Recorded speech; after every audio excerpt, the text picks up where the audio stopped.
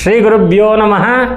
ಹರಿ ಓಂ. ಗುರುಬ್ರಹ್ಮ ಗುರುವಿಷ್ಣು ಗುರುದೇವೋ ಮಹೇಶ್ವರ, ಗುರು ಸಾಕ್ಷಾತ್ ಪರಬ್ರಹ್ಮ, ತಸ್ಮೈ ಶ್ರೀ ಗುರುವೇ ನಮಃ. ಗುರುವಿನ ಅನುಗ್ರಹ ಪಡ್ಕೊಂಡಿರ್ತಕ್ಕಂಥ ತಾವುಗಳು ಒಂದು ವಿಶೇಷವಾಗಿರ್ತಕ್ಕಂಥ ಮಂಗಳವಾರದ ದಿನಗಳಲ್ಲಿ ಅಥವಾ ಷಷ್ಠಿಯ ದಿನಗಳಲ್ಲಿ ಅಥವಾ ಆಶ್ಲೇಷ ದಿನಗಳಲ್ಲಿ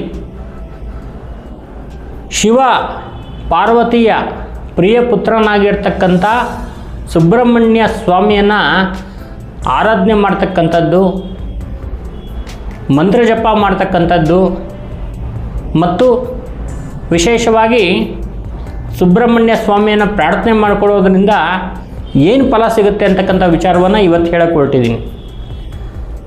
ಸುಬ್ರಹ್ಮಣ್ಯ ಸ್ಕಂದ ಅಂಥೇಳಿ ನಾವು ಕರಿತೀವಿ. ಆ ಸ್ಕಂದ ದೇವರು ಶಿವ ಮತ್ತು ಪಾರ್ವತಿಯ ಮಗನಾಗಿ ಇಡೀ ಭೂಲೋಕಕ್ಕೇ ಗುರುವಾಗಿ ಎಷ್ಟೋ ಉಪದೇಶಗಳನ್ನ ಕೊಡ್ತಾ ಋಷಿ ಮುನಿಗಳಿಗೆ ಒಂದು ವಿಶೇಷವಾಗಿರ್ತಕ್ಕಂಥ ಆಜ್ಞೆಯನ್ನು ಕೊಡ್ತಾ ಆ ಋಷಿ ಮುನಿಗಳಿಂದ ಎಷ್ಟೋ ಜನಕ್ಕೆ ಅನುಕೂಲ ಆಗ್ತಾ ಇಡೀ ಒಂದು ಪ್ರಪಂಚಕ್ಕೆ ಸುಖ ಸಂತೋಷ ಆನಂದವನ್ನು ಕೊಡುವಂತಹ ಮಹಾದೇವರು ಸುಬ್ರಹ್ಮಣ್ಯ. ಸರ್ಪವನ್ನು ತನ್ನ ಸೇನೆಯಲ್ಲಿ ಇಟ್ಕೊಂಡಿದ್ದಾನೆ ಸುಬ್ರಹ್ಮಣ್ಯ. ಮತ್ತು ವಿಶೇಷವಾಗಿರ್ತಕ್ಕಂಥ ಅನುಕೂಲ ಅನುಗ್ರಹ ನಾವೇನು ಕರಿತೀವಲ್ಲ ಸಂಪತ್ತು ನಿಧಿ ಅಂತ, ಅದರ ಒಡೆಯ ಯಾರು ಅಂದರೆ ಸುಬ್ರಹ್ಮಣ್ಯ.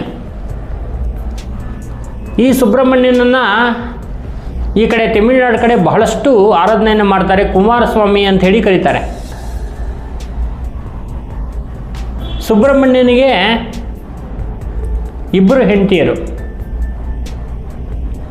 ಆ ಇಬ್ಬರ ಒಂದು ಸಿದ್ಧಿನೂ ಕೂಡ ಬಹಳ ಒಂದು ಅದ್ಭುತವಾಗಿರ್ತಕ್ಕಂಥದ್ದು. ವಲ್ಲಿ ದೇವಸೇನ ಎಂಬತಕ್ಕಂಥ ಪತ್ನಿಯನ್ನು ಒಡಗೂಡಿದ್ದಾನೆ ಸುಬ್ರಹ್ಮಣ್ಯ ಸ್ವಾಮಿ.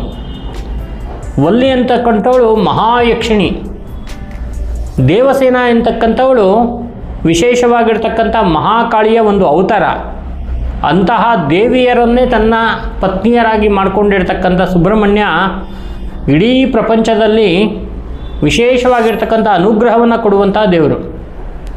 ಹಾಗಾಗಿ ನೀವೇನಾದರೂ ಈ ಒಂದು ಸುಬ್ರಹ್ಮಣ್ಯನ ಆರಾಧನೆ ಮಾಡೋದ್ರಿಂದ ನಿಮಗೆ ಇರುವಂತಹ ನಾಗದೋಷಗಳು ಪರಿಹಾರ ಆಗುತ್ತೆ, ವಿಶೇಷವಾಗಿರ್ತಕ್ಕಂಥ ಅನುಕೂಲ ಅಭಿವೃದ್ಧಿಗಳಾಗತ್ತೆ.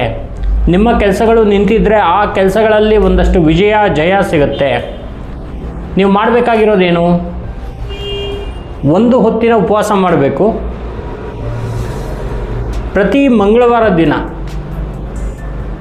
ಬೆಳಗ್ಗೆ ಪ್ರಾತಃ ಕಾಲದಲ್ಲಿ ನಾಗರಕಲ್ಲಿಗೆ ಅಥವಾ ಹುತ್ತಕ್ಕೆ ಹಾಲನ್ನು ಹಾಕಿ ಮನೆಯಲ್ಲಿ ಉತ್ತರಾಭಿಮುಖವಾಗಿ ಕೂತ್ಕೊಂಡು ಜಪಮಾಲೆಯನ್ನು ಇಟ್ಕೊಂಡು ಓಂ ಓಂ ತತ್ಪುರುಷಾಯ ವಿದ್ಮಹೆ ಮಹಾಸೇನನಾಯಕಾಯ ಧೀಮಹೆ ತನ್ನೋ ವಲ್ಲಿ ದೇವಸೇನಾ ಸಹಿತ ಸುಬ್ರಹ್ಮಣ್ಯ ಪ್ರಚೋದಯಾತ್.